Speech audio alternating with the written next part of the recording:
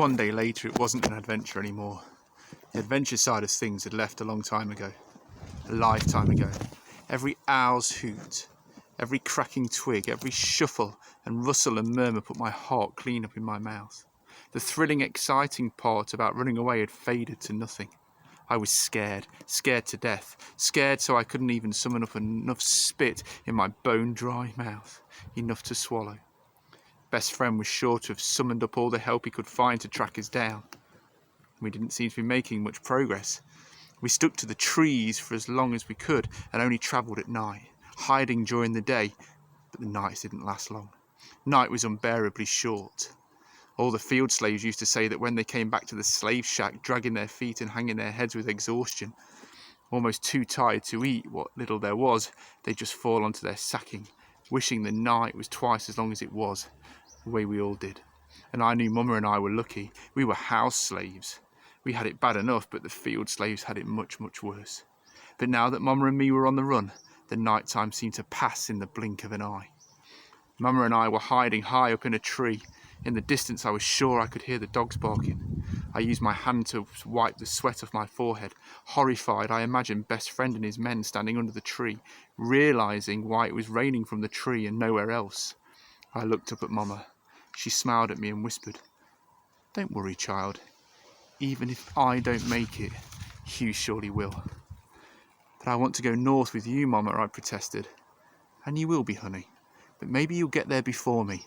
And if that happens, then I'll be along later. I promise." "But what do we do now?" "We wait for the night to come," Mama said softly. "I reckon in a few more days we'll reach the Ohio River." "I'm hungry, Mama," and I pressed my hands over my stomach, which was rumbling. Mama dug into her brown sack and took out a red apple. Handing it down to me, she warned, "Give me the core when you've finished. We don't need to leave behind no clues to help them find us." I began to eat the apple the way I always did, with big fat bites. "No, slow now.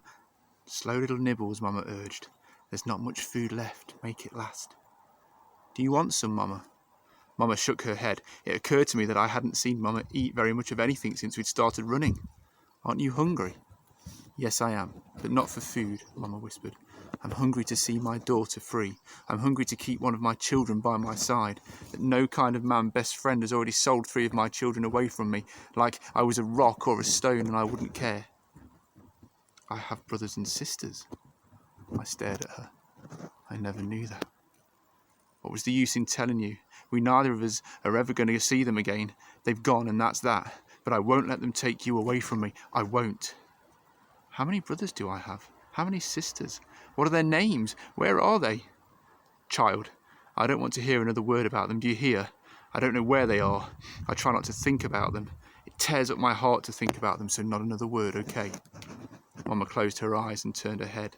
There were so many things I wanted to ask her, but I didn't speak. I didn't even open my mouth. I suddenly had brothers and sisters, and not knowing any of them hurt. It hurt something fierce, and I tried and tried, but I just didn't understand what made Best Friend and others like him hate us so much. And they must surely hate us to trample us into the dirt the way they did. Who made the rule that we were less than them because of the colour of our skin? Was it written down somewhere? In what book? And who wrote it? I tried and tried, but I just couldn't figure it out. Mama and I both sat in silence for a long time. Mama's eyes were clouded over like she was in pain but doing her best not to scream out, and I wanted to do something to cheer her. But how, when I didn't feel cheered myself? "What else is in the sack, Mama?"